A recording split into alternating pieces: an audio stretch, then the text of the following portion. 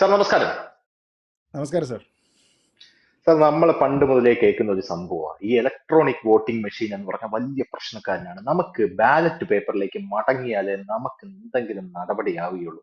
ഈ പ്രതിപക്ഷ പാർട്ടികൾ നിരന്തരം ഉന്നയിക്കുന്ന ഒരു ആരോപണം. ഈ ആരോപണങ്ങൾക്ക് ശക്തി പകർന്നുകൊണ്ട് നമുക്കറിയാം, മഹാരാഷ്ട്രയിൽ മഹായുതി സർക്കാർ തൂത്തുവാരിയപ്പോ അന്ന് നമ്മുടെ കേരളത്തിലെ മാധ്യമ പ്രവർത്തകർക്ക് ഒരു റെസ്റ്റ് കിട്ടി കേട്ടോ. കാരണം ഹരിയാനയെ പോലെ തേയേണ്ടി വന്നില്ല. കാരണം അവര് മഹാരാഷ്ട്ര നൈസായിട്ട് കണ്ടില്ല എന്ന് നടിച്ചുകൊണ്ട് പാലക്കാടും ചേലക്കരയും വയനാടും പൊക്കി പിടിച്ചുകൊണ്ട് നിന്നത് കൊണ്ട് അവര് രക്ഷപ്പെട്ടു. പക്ഷേ ഇവിടെ മഹാരാഷ്ട്രയിൽ വയർ എന്ന് പറയുന്ന മാധ്യമം ഒരു വ്യാജ വാർത്തയായിട്ട് രംഗത്ത്. അവിടെ വോട്ട് എണ്ണിയപ്പോ പോൾ ചെയ്തതിനെക്കാട്ടിലും 5 ലക്ഷം വോട്ട് കൂടുതൽ എണ്ണി എന്നാണ് അവർ പറഞ്ഞത്. പക്ഷെ അതൊരു വ്യാജ വാർത്തയാണ് എന്നൊക്കെ പറഞ്ഞ് പിന്നീട് പല ആൾക്കാരും ദേശീയ തലത്തിൽ തന്നെ രംഗത്തെത്തുന്ന ഒരു കാഴ്ചയുണ്ടായിരുന്നു. പക്ഷെ ഇപ്പൊ വരുന്ന റിപ്പോർട്ടുകൾ അനുസരിച്ച് മഹാരാഷ്ട്രയുടെ മഹായുതി സഖ്യത്തിന്റെ മുൻ സഖ്യകക്ഷിയായ രാഷ്ട്രീയ സമാജ് പക്ഷ RSP അവരും പറഞ്ഞിരിക്കുകയാണത്രേ, ഈ മഹാരാഷ്ട്രയിൽ EVM-നെതിരെ EVM മാറണം, നമുക്ക് ബാലറ്റ് പേപ്പർ വന്നാലേ നമുക്കിനി ഈ രാജ്യത്ത് ജനാധിപത്യം പുനഃസ്ഥാപിക്കാനായിട്ട് സാധിക്കുകയുള്ളൂ എന്ന്. ഈ ബാലറ്റ് പേപ്പറിൽ ഈ കോൺഗ്രസ് ഭരിക്കുന്ന സമയത്ത് എന്തൊക്കെയോ തിരിമറി കാണിച്ചതായിട്ട് ഞാൻ കേട്ടിട്ടുണ്ട്. രണ്ടാമത്തെ കാര്യം, ഈ ബാലറ്റ് പേപ്പർ വന്നു കഴിഞ്ഞാൽ, ബാലറ്റ് പേപ്പറിനെ കുറിച്ച് നോക്കുമ്പോൾ ഇവർ പറയുന്നത് അമേരിക്ക പോലും ബാലറ്റ് പേപ്പറാണ് എന്നാണ് അവർ പറയുന്നത്. America ballot. അപ്പൊ ഈ ബാലറ്റ് പേപ്പർ വന്നു കഴിഞ്ഞാൽ സത്യം പറഞ്ഞാൽ നമ്മുടെ രാജ്യത്ത് ജനാധിപത്യം പുനഃസ്ഥാപിക്കപ്പെടുമോ? ബാലറ്റ് പേപ്പർ വന്നാലേ ഇവരുടെ നെഞ്ചിലെ കല്ലിറങ്ങുള്ളൂ. എന്തുകൊണ്ടാണ് ഇവർ ബാലറ്റ് പേപ്പർ വേണമെന്ന് പറയുന്നത്? നമ്മുടെ EVM ഹാക്ക് ചെയ്ത് അതിനകത്ത് നുഴഞ്ഞു കയറി ഏത് ചിഹ്നത്തിൽ കുത്തിയാലും BJPക്ക് വോട്ട് പോകുന്ന രീതിയിലാണോ അത് സെറ്റ് ചെയ്ത് വെച്ചിരിക്കുന്നത്? എന്താണ് സാറിന് തോന്നുന്നത്? അല്ല, നോക്കൂ, ഇതിലെ ഒരു പ്രധാനപ്പെട്ട പ്രശ്നം ധനുഷ് എന്താണെന്ന് വെച്ചാൽ, അമേരിക്കയിൽ പോലും എന്താണ് ഈ പറയുന്നത്, നാളെ അമേരിക്കയിൽ ഇവരുടെ നിർഭാഗ്യവശാൽ EVM ആക്കാമെന്ന് തീരുമാനിച്ചു കഴിഞ്ഞാൽ ഈ വാദത്തിന്റെ മുനയോടി. അപ്പോൾ ഇവിടുത്തെ പ്രധാനപ്പെട്ട പ്രശ്നം ഇലക്ഷൻ ട്രാൻസ്പെറൻസി ആണോ അതോ അമേരിക്കയാണോ? പല വികസിത രാജ്യങ്ങളിലും UPI പേയ്മെന്റ് ഇല്ല. നമ്മുടെ നാട്ടിൽ UPI പേയ്മെന്റ് ഉണ്ട് അല്ലേ എന്ന് കരുതി നമുക്കിത് വേണ്ട, നമ്മളെ ക്യാഷ് മതി, നമ്മൾ ചെക്ക് എഴുതി കൊടുത്താൽ മതി എന്ന രീതിയിലത്തേക്ക് പറയുന്നതിൽ വല്ല അർത്ഥമുണ്ടോ? നമ്മുടെ സിസ്റ്റം തെറ്റാണ് എന്ന് തെളിയിക്കുക എന്നുള്ളതാണ് പ്രധാനം. അപ്പോൾ അതിൻ്റെ ഭാഗമായിട്ട് ഇലക്ഷൻ കമ്മീഷൻ ഓഫ് ഇന്ത്യ തന്നെ പല ഹാക്കത്തോൺസ് നടത്തിയിട്ടുണ്ട്, പരസ്യമായിട്ടുള്ള കോൾസ് പറഞ്ഞിട്ടുണ്ട്, വളരെ അഡ്വാൻസ് നോട്ടീസ് കൊടുത്തിട്ടുണ്ട്. എന്നിട്ട് തെരഞ്ഞെടുപ്പ് പോളിംഗ് യന്ത്രം അത് നിങ്ങൾക്ക് ഒരു ഇലക്ഷൻ്റെ സമയത്തിരിക്കുന്നത് പോലെയുള്ള സാഹചര്യം ഉണ്ടാക്കി തരുന്നു. അവിടെ വന്നിരുന്ന് നിങ്ങളിതിനെ ഹാക്ക് ചെയ്ത് കാണിക്കുക. അതല്ല എങ്കിൽ ഞങ്ങൾ പറയുന്ന സാഹചര്യത്തിൽ നിങ്ങളിത് ചെയ്ത് കാണിക്കുക. അതായത് ഇതിന് എക്സ്റ്റേണൽ കണക്ടിവിറ്റി ഇല്ല എന്ന് പറയുന്നുണ്ട്, വയർലെസ് കണക്ടിവിറ്റി ഇല്ല എന്ന് പറയുന്നുണ്ട്. അങ്ങനെ പുറത്തുനിന്ന് ഒരു യന്ത്രം കൊണ്ട് ഇതിനെ ഏതെങ്കിലും രീതിയിൽ കൺട്രോൾ ചെയ്യാൻ കഴിയില്ല എന്ന് പറയുന്നുണ്ട്. പക്ഷെ അന്ന് ഇവര് പറഞ്ഞത് അത് ഞങ്ങളുടെ കൈ തന്നു വിട്ടാൽ ഞങ്ങളെ ഹാക്ക് ചെയ്ത് കാണിച്ചു തരാമെന്നാണ് അന്ന് ഇവര് പറഞ്ഞിരുന്നത്. അത് കൈ തന്നു വിടണം എങ്കിൽ മാത്രമേ ഞങ്ങൾക്ക് അത് ഹാക്ക് ചെയ്യാൻ പറ്റുള്ളൂ എന്നാണ്.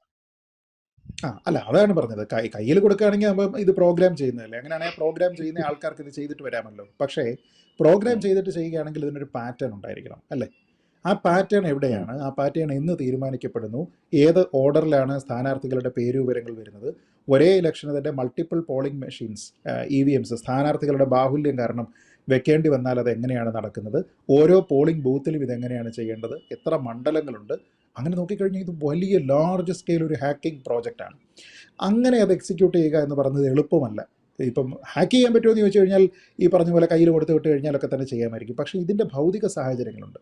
അതായത് ഇത് എങ്ങനെയാണ് സേഫ് കസ്റ്റഡിയിൽ സൂക്ഷിക്കുന്നത്, ഇത് എങ്ങനെയാണ് ഡിസ്ട്രിബ്യൂട്ട് ചെയ്യുന്നത്, ഇതിൻ്റെ സുരക്ഷ എങ്ങനെയാണ്, അവിടെ CCTV ഉണ്ടോ ഇല്ലയോ തുടങ്ങിയ ഒരുപാട് കാര്യങ്ങൾ ഇന്നേ വരെ ഒരിടത്തും ഇത് ഹാക്ക് ചെയ്തുകൊണ്ടിരിക്കുന്ന സമയത്ത് പിടിക്കുകയോ ആ രീതിയിൽ സംശയം ഉണ്ടാകുന്ന സമയത്ത് പിടിക്കുകയോ ചെയ്തിട്ടില്ല. പലപ്പോഴും വാർത്തകൾ വന്നിട്ടുണ്ട്, ഈ മെഷീൻസ് എല്ലാം കൊണ്ടുപോകുന്ന സമയത്ത് അത് കൂട്ടിയിട്ട് കൊണ്ടുപോകുന്നു എന്നൊക്കെ പറഞ്ഞിരിക്കുന്നതെല്ലാം അങ്ങനെയുള്ള സാഹചര്യം ആയിരുന്നില്ല എന്ന് തെളിഞ്ഞതുമാണ്. അപ്പോൾ ഒരു ഇലക്ഷൻ കഴിഞ്ഞതിന് ശേഷം ഇതിനെ കൊണ്ടുവന്ന് സ്ട്രോങ് റൂമിൽ വെക്കുന്നു. സ്ട്രോങ് റൂമിൽ ആർക്കാണ് എൻട്രി ഉള്ളത്, അവിടെ ആരാണ് കാവൽ നിൽക്കുന്നത്, CCTV ക്യാമറകൾ എങ്ങനെയാണ് തുടങ്ങിയ എല്ലാ കാര്യങ്ങളും അവിടെ ഉണ്ട്.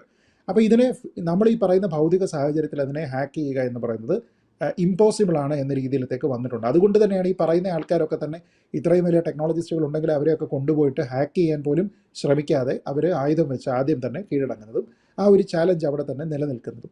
അപ്പോൾ ഇത് റിലയബിൾ ആയിട്ടുള്ള ഒരു സിസ്റ്റം അല്ല എന്ന് തെളിയിക്കുക എന്നുള്ളത് പ്രധാനമാണ്. ഇപ്പോൾ യു പി ഐ നമ്മൾ ട്രാൻസ്ഫർ ചെയ്യുന്നു, പണം ട്രാൻസാക്ട് ചെയ്യുന്നു, ഇതൊക്കെ ചെയ്യുന്നു.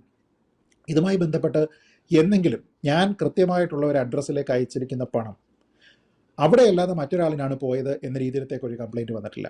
ഒന്നുകിൽ ഇവിടെ നിന്ന് ഡെബിറ്റ് ആയിട്ട് അവിടെ ക്രെഡിറ്റ് ആയിട്ടില്ല എന്ന് വന്നിട്ടുണ്ടാകും അല്ലേ? അപ്പോൾ അങ്ങനെ വന്നിരിക്കുന്ന കാര്യത്തിൽ നമുക്ക് റിക്കൺസൈൽ ചെയ്തതിന് ശേഷം മാറ്റിയെടുക്കാനുള്ള ഒരു സംവിധാനമുണ്ട്. പക്ഷേ ഞാൻ അയച്ചിരിക്കുന്ന പണം അവിടെ കിട്ടാതിരിക്കുകയും എനിക്ക് തിരിച്ചു കിട്ടാതിരിക്കുകയും ചെയ്യുന്ന ഒരു സിറ്റുവേഷൻ ഉണ്ടായിട്ടില്ല. ദീർഘകാലമായിട്ട് അങ്ങനെയാണ്, എന്നോ പോയി എന്ന രീതിയിലത്തേക്ക് വന്നിട്ടില്ല. ഞാൻ അയച്ച പണം മറ്റൊരാൾക്ക് പോയി എന്ന രീതിയിലത്തേക്കുള്ള ഒരു പ്രശ്നവും ഉണ്ടായിട്ടില്ല. അങ്ങനെ ഒരു സംവിധാനം ഉണ്ട് എന്ന് വെച്ചോ. ഇപ്പം നാളെ UPI അയക്കുന്ന ആൾക്കാരുടെ ഒരു 100 പേര് അയച്ചു. ഈ 100 പേരുടെയും പണം മറ്റൊരാൾക്കാണ് പോയിരിക്കുന്നത്. അതല്ല എങ്കിൽ ഈ പറഞ്ഞതുപോലെ ഇവിടെ നിന്ന് പോയി അവിടെ കിട്ടിയതുമില്ല എന്നുള്ള ഒരു സിറ്റുവേഷൻ, എനിക്കിവിടെ തിരിച്ചും കിട്ടിയില്ല, 100 ദിവസമായി എന്ന് പറഞ്ഞാൽ UPI സിസ്റ്റത്തിൽ ഒരു പ്രശ്നമുണ്ട് എന്ന് കണ്ട് സർക്കാർ താൽക്കാലികമായിട്ടെങ്കിലും അതിനെ നിർത്തും, അല്ലേ? അപ്പോൾ അത് നമ്മൾ ആ പ്രശ്നം അത് സിസ്റ്റത്തിലുണ്ട് എന്ന് പറഞ്ഞിട്ടാണ് നമ്മളത് തെളിയിച്ചു കൊടുക്കുന്നത്. അങ്ങനെ തെളിയിക്കാൻ സാധ്യമല്ലാത്തപ്പോൾ ഇലക്ഷൻ തൂക്കുമ്പോൾ പതിവായിട്ട് EVMനെ കുറ്റം പറയുക എന്നൊരു ട്രെൻഡുണ്ട്. ഇപ്പോൾ ആ ട്രെൻഡ് കുറച്ചൊന്ന് മാറി വന്നു. അതായത് കാശ്മീർ കൊടുത്തിട്ട് ഹരിയാന എടുക്കുന്നു, ജാർഖണ്ഡ് കൊടുത്തിട്ട് മഹാരാഷ്ട്ര എടുക്കുന്നു എന്ന രീതിയിലത്തേക്ക് മാറി. അതായത് അപ്പോൾ ഞാൻ നേരത്തെ പറഞ്ഞ പോലെ ബൃഹത്തായിട്ടുള്ള ഒരു പദ്ധതി, അപ്പുറത്തേക്കുള്ള ഒരു പദ്ധതി കൂടി വേണം, അല്ലേ? കാരണം എങ്ങാനും ജാർഖണ്ഡ് ജയിച്ചു പോകാനും പാടില്ലെന്നേ. അതായത് ഞാൻ EVM ഹാക്ക് ചെയ്യുന്നില്ല, പകരം നോർമലായിട്ട് EVMൽ കൃത്യമായിട്ട് വോട്ട് അവിടെ വീഴട്ടെ. ആ വോട്ട് വീഴുന്നത് വഴി BJP ജയിക്കാൻ പാടില്ല. കാരണം അങ്ങനെയാണെങ്കിൽ പോലും റിസ്ക് അല്ലേ, അത് സംശയങ്ങൾ ഉണ്ടാക്കില്ലേ. അപ്പോൾ അന്നേരം എന്ത് ചെയ്യണം? ഇവിടെ BJP തോക്കാനായിട്ട് ഹാക്ക് ചെയ്യണം, അല്ലേ? അപ്പോൾ ഇതിൻ്റെ ജോലി കൂടുതലാണ്, ഈ ഹാക്ക് ചെയ്യുന്ന ആൾക്കാരുടെ ജോലി കൂടുതലാണ്. അപ്പോൾ ഇതൊക്കെ വെറുതെ ഇങ്ങനെ ഒരു ഇലക്ഷൻ തോൽക്കുന്ന സമയത്ത് പറയുന്നതിന് വേണ്ടിയിട്ടുള്ള ന്യായവാദങ്ങൾ എന്നുള്ള രീതിയിലത്തേക്ക് മാത്രമേ ഉള്ളൂ. അതല്ല എങ്കിൽ മറ്റു എത്രയോ തെരഞ്ഞെടുപ്പുകൾ ജയിക്കണം. ഇപ്പോൾ BJP ആഞ്ഞു പിടിച്ച് ശ്രമിച്ചിട്ട് ഡൽഹി അസംബ്ലി ജയിക്കാനായിട്ട് സാധിക്കുന്നില്ല. അവരെ സംബന്ധിച്ചിടത്തോളം പ്രസ്റ്റീജിയസ് ആയിട്ടുള്ള ഒരു ഇലക്ഷനാണ്. അവിടെ ഒരു ഫോർമിഡബിൾ ഓപ്പോസിഷൻ ആകാൻ വേണ്ടിയിട്ടുള്ള ആളെ പോലും അവർക്ക് കിട്ടുന്നില്ല. പക്ഷേ ലോക്സഭയിലേക്ക് സ്ഥിരമായിട്ട് ചെയ്യുന്നുണ്ട്. അപ്പോൾ ലോക്സഭയിൽ 7-7 കഴിഞ്ഞ തെരഞ്ഞെടുപ്പിലും അതിന് മുമ്പത്തെ തെരഞ്ഞെടുപ്പിലും ഒക്കെ കിട്ടുന്നത് BJPക്കാണ്. പക്ഷേ നിയമസഭയിലേക്ക് പോകുന്ന സമയത്ത് നാട്ടുകാർ വാതിലടച്ചിട്ടേക്കാം, കയറണ്ട എന്ന് BJPക്കാരോട് പറയുന്നത് പോലത്തെ ഒരു സിറ്റുവേഷൻ. ഞാൻ പറയുന്നത് അങ്ങനെയാണെങ്കിൽ ലോക്സഭയിലേക്ക് ഹാക്ക് ചെയ്യുന്നതല്ലേ? അതിൻ്റെ ഒരു പൊടിക്കൊക്കെ ഒന്ന് ഹാക്ക് ചെയ്ത് കഴിഞ്ഞാൽ നിയമസഭയിലേക്ക് കുറേ സീറ്റുകളൊക്കെ കിട്ടത്തില്ലേ? അറ്റ്ലീസ്റ്റ് ഒരു ശക്തമായ പ്രതിപക്ഷത്തിനുള്ള ഒരു സ്കോപ്പെങ്കിലും അവിടെ ഉണ്ടാകാൻ പറ്റേണ്ടതല്ലേ? അതും അവർ ചെയ്യാതെ വിടുന്നത് എന്തുകൊണ്ടാണ്? അപ്പോൾ ഇത് നമ്മൾ വെറുതെ കുറ്റം പറയാൻ വേണ്ടിയിട്ട് കുറ്റം പറയുന്നു എന്നത് മാത്രമേ ഉള്ളൂ.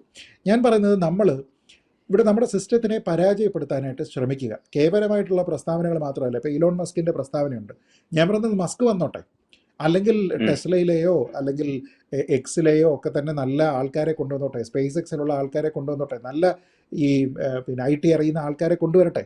എന്നിട്ട് അവരെ കൊണ്ട് സർക്കാരിൻ്റെ അല്ലെങ്കിൽ ഇലക്ഷൻ കമ്മീഷൻ്റെ സാഹചര്യത്തിൽ എങ്ങനെയാണ് അതിനെ ക്രാക്ക് ചെയ്യാൻ പറ്റുന്നത് എന്ന രീതിയിലത്തേക്ക് ഒരു കണക്ടിവിറ്റിയും ഇല്ലാതെ അവരെങ്ങനെ ചെയ്യും എന്നതുമായി ബന്ധപ്പെട്ട് നോക്കുക. പിന്നെ ഇതിൻ്റെ ഓർഡറൊക്കെ ഉണ്ട് ധനുഷ്. അതായത് എങ്ങനെയാണ് സ്ഥാനാർത്ഥികളുടെ പേര് വോട്ടിംഗ് മെഷീനുകളിൽ വരിക, എല്ലായ്പ്പോഴും ഇന്ന സ്ഥാനാർത്ഥി തന്നെയാണോ ഒന്നാമത് വരിക, ഇന്ന സ്ഥാനാർത്ഥി അല്ലെങ്കിൽ ഇന്ന പാർട്ടിയാണോ രണ്ടാമത് വരിക, ഇങ്ങനെ കുറേയധികം പ്രശ്നമുണ്ട്. പിന്നെ നേരത്തെ പറഞ്ഞ പോലെ സ്ഥാനാർത്ഥികളുടെ ബാഹുല്യമുള്ള മണ്ഡലങ്ങളുണ്ട്. അപ്പോൾ ഒരു പോളിംഗ് ബൂത്തിൽ തന്നെ ഒന്നിലധികം മെഷീനുകൾ വെക്കണം, കൂടുതലായിട്ടുള്ള ആൾക്കാർ വന്നു കഴിഞ്ഞാൽ. അപ്പോൾ എല്ലാ മെഷീനിലും രണ്ടാമത് ഞെക്കുന്ന ആളിൻ്റെ വോട്ട് ഇങ്ങോട്ട് പോകണം എന്നൊക്കെ കോൺഫിഗർ ചെയ്ത് വെച്ച് കഴിഞ്ഞാൽ ഏതെങ്കിലും ഒരു സ്വതന്ത്രനായിട്ടുള്ള ഒരു സ്ഥാനാർത്ഥിക്ക് കൂടുതൽ വോട്ട് കിട്ടാനുള്ള സാധ്യതയുണ്ട്. കാരണം രണ്ടാമത്തെ മെഷീനിലെ രണ്ടാമത്തെ പേരുകാരനും ഇതേ പ്രിവിലേജ് കിട്ടും. BJPക്ക് അനുകൂലമായിട്ട് വീഴുന്നത് പോലെ തന്നെ ഇവനും കിട്ടാനുള്ള സാധ്യതയില്ലേ? അപ്പം ഞാൻ പറഞ്ഞത് അങ്ങനെയൊന്നും നമ്മൾ ചിന്തിച്ചിട്ട് കാര്യമൊന്നുമില്ല. അത് പലപ്പോഴും തെരഞ്ഞെടുപ്പ് തോക്കുന്ന സമയത്തുള്ള ഒരു ന്യായം എന്നതിനപ്പുറത്തേക്ക് നമുക്കത് വിശ്വസിക്കാൻ പറ്റുന്ന രീതിയിലത്തേക്കുള്ള തെളിവുകൾ കൊണ്ടുവരണം. ഇനി നല്ലൊരു സജഷൻ പറയാം. അത് കഴിഞ്ഞ ദിവസം ഞാൻ എൻ്റെ സുഹൃത്ത് ശ്രീ GV ഹരിയുണ്ട്, കോൺഗ്രസിൻ്റെ ആളാണ്. അദ്ദേഹവുമായി സംസാരിച്ചപ്പോൾ അദ്ദേഹം പറഞ്ഞ ഒരു കാര്യമാണ്, അത് വളരെ വാലിഡ് ആണെന്ന് എനിക്ക് തോന്നി. അതായത് നമ്മുടെ ഈ ഒരു ഇലക്ട്രൽ സിസ്റ്റത്തിൻ്റെ ട്രാൻസ്പെറൻസി വർദ്ധിപ്പിക്കുക എന്നുള്ളതാണല്ലോ ഇതിൻ്റെ ഉദ്ദേശം. പേപ്പർ ബാലറ്റ് വരണം എന്ന് പറയുകയാണ്. അപ്പോൾ എന്തുകൊണ്ടാണ് ഈ പേപ്പർ ബാലറ്റ് നോർമലി ആൾക്കാർ പ്രിഫർ ചെയ്തത്? കാരണം അതിൽ ഈ സാധനം അടിച്ചിട്ടുണ്ട്, അപ്പോൾ അത് വ്യാജമായിട്ട് നിർമ്മിക്കാനായിട്ട് സാധ്യമല്ല, ഇലക്ട്രോണിക് അല്ല, കണ്ണുകൊണ്ട് നമ്മൾ കാണുന്നതാണ് എന്നൊക്കെ പറയുന്നു. ഇതേ പ്രശ്നം EVM വന്നപ്പോൾ ഫസ്റ്റ് പിന്നെ ജനറേഷൻ EVMൽ ഉണ്ടായിരുന്നല്ലോ ഇതേ പ്രശ്നം. ഞാൻ എവിടെയോ ഞെക്കുന്നു, അത് എവിടെയാണ് പോകുന്നതെന്ന് എനിക്കറിയില്ല എന്ന് പറഞ്ഞു. അപ്പോൾ VVPAT വന്നു. VVPAT വന്നപ്പോൾ എന്ത് ചെയ്തു? ഞാൻ ഞെക്കുന്ന സമയത്ത് എനിക്ക് ചിഹ്നം കാണാൻ പറ്റും, വളരെ വ്യക്തമായിട്ട് ഇന്നതാണെന്ന് കാണാൻ പറ്റും.